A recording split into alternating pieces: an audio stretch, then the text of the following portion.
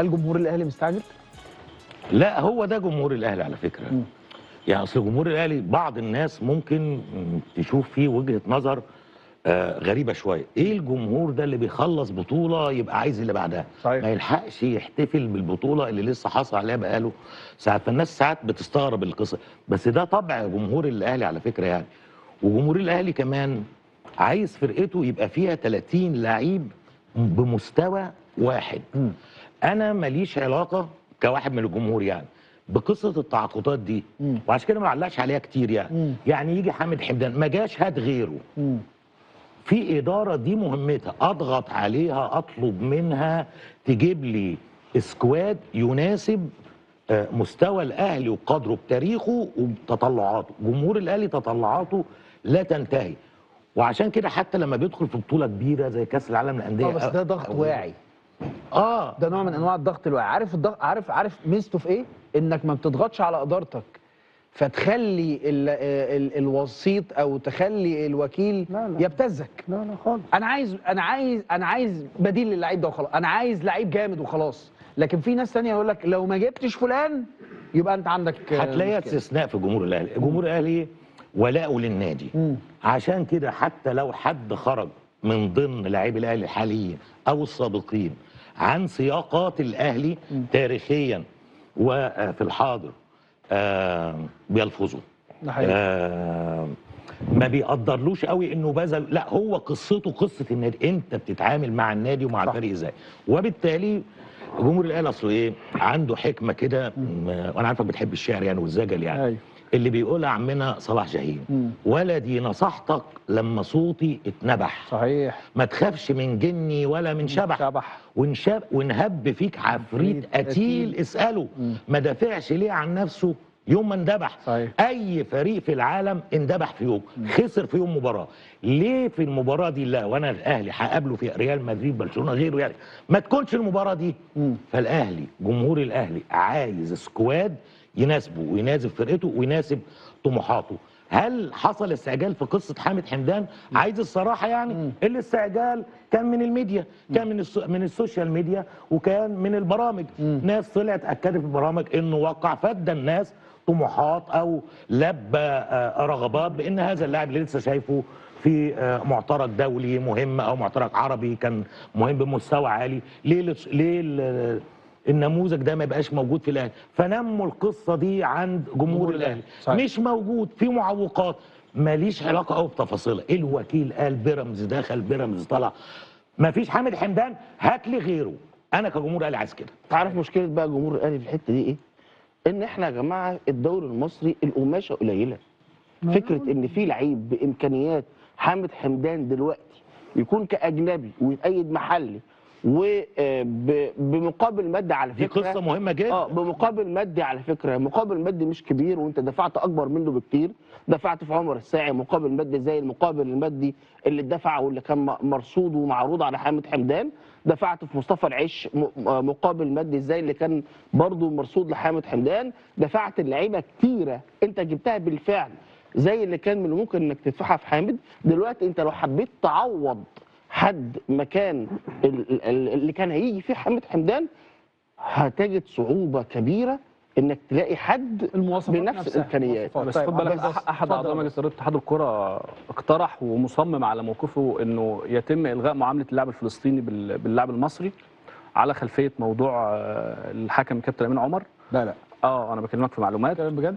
لانه الموضوع كبير برضو، ان هم شايفين ان دي تاني واقعه بعد موضوع زي ما انت كنت بتتكلم أبو علي وانه يطلع بيان وان انت بتعامل اللاعب الفلسطيني كلاعب مصري. الراجل طلع مخبط في الناس كلها، في كل الناس.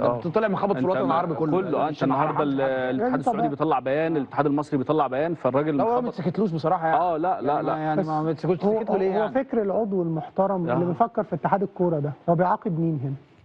لا هو مش بيعاقب مين، هو رئيس الاتحاد الفلسطيني لا يمثل الفكره اللي عشانها اللاعب الفلسطيني. انا عايز اقول لك على حاجه، كان هناك اتصالات من النادي الاهلي باتحاد الكوره وقت موضوع وسام ابو علي لفكره الالغاء دي، لانه موقف وسام وموقف الاتحاد هو لما ده حصل كان موقف من الاتحاد الفلسطيني ضد النادي الاهلي مش ضد اتحاد الكوره. فانا بقول لك حصل اتصالات ما بين ناس في النادي الاهلي وبين اتحاد الكوره انه الموضوع ده بنفكر ان هو يتم الغائه. لكن لما رجع الموضوع لحامد حمدان، في عندك موضوع امين عمر، فهو من حق اتحاد الكوره ان هو يفكر وهو صاحب القرار. يعني لو لغى موضوع اللاعب الفلسطيني الانديه مش هتعترض، مش من حقه. لو اتكلم وقال لك بدل ما 5 محترفين 4 برضه من هي حقه. ايه فكرتها؟ فكره ايه؟ فكره اللاعب الفلسطيني ليه بيتحسب محلي؟ هم بيحسبوها ده تضامنا مع طيب بالظبط، فالفكره اكبر من رئيس الاتحاد الفلسطيني. انا اشتري اللي بيقول انا معاك ان يعني فكره متفاجئ. كبيرة. انا بقول معلومه بس انا اشتري تحليل فارس يعني انت في الاول وفي الاخر تفكير بالظبط. انفعالي قوي يعني. انا معاك في اللي انت بتقوله، بس هو على اساس ان استاذ جبريل رجوب انه هو ليل نهار مع المهندس هاني ابو ريده ويسيبه يمشي فيعمل كذا. ما ده سبب ادى يحلوا فقال لك مشاكلهم. بقى هو عفوا بس يا جماعه، اتفضل. اللي متابع شويه بس القضيه الفلسطينيه ايه، جبريل الرجوب كان مسؤول في منظمه التحرير الفلسطينيه وفي حركه فتح ومع الزعيم الراحل ياسر عرفات ثم ما بعد. ده سلوكه هو تسبب في مشاكل هو كتيرة راجل جداً بيحب للقضية التصريحات الفلسطينية. الشعبويه. انا عارفه هو كويس. يعني صدامي. متقلب زي بيحب ما ابراهيم التصريحات بيقول الشعبوية كده، راجل صدامي جدا ومتسرع جدا وعمل مشاكل سياسيه للمنظمه وللفلسطينيين قبل كده. وبالتالي انا مع فارس، الراجل ده موجود النهارده مش هيبقى بالظبط. موجود ما تبنيش بكرة. عليه حقيقة مواقف. يا انت دكتور والله. عندك أنا بس شايف ده إن هيفتح إحنا موضوع نرجع تاني. للكورة معلش وإن أنا أقول لك عفوا بس كواليس. هكمل ثانية واحدة. اجي لك الفكره يعني. ده هيفتح قصه المنظومه كيف تدار بقى.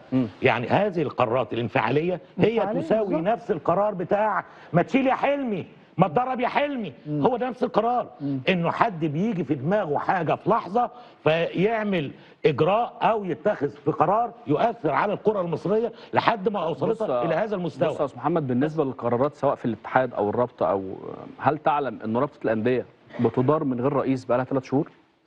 ليه؟ رئيسها شغال في هل تعلم انه لم يحدث اي تجديد لا في تقصد الموضوع؟ رئيس يعني برئيس او من غير رئيس هل كان في جديد؟ رئيس اللجنه. يعني انا لا اعلم المعلومه يا استاذ احمد، لكن ده انا مش شايف لها تاثير اصلا. ده انا عايز اقول خبر. انا عايز اقول خبر. لا، رئيس اللجنه.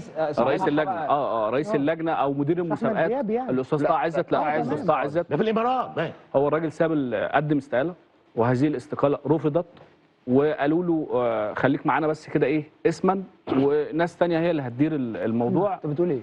انا بقول لك اسمع، ما اتكلم على مسؤوليه. وانا اتعصبت يا احمد من طب شويه لسه وبتقول هكمل لي اهو. حاجه مع صحابك بتقول لي القرارات لا ابراهيم تتخذ هو بعين اتفضل يا إبراهيم بقى. التطوير. انا بقول لك قرار رابطه الانديه بتعمل من غير مدير مسابقات بقى لها 3 شهور. الراجل استقال وقدم استقاله وقدم دور كويس جدا طه عزت، وبعدين راح نادي في الامارات.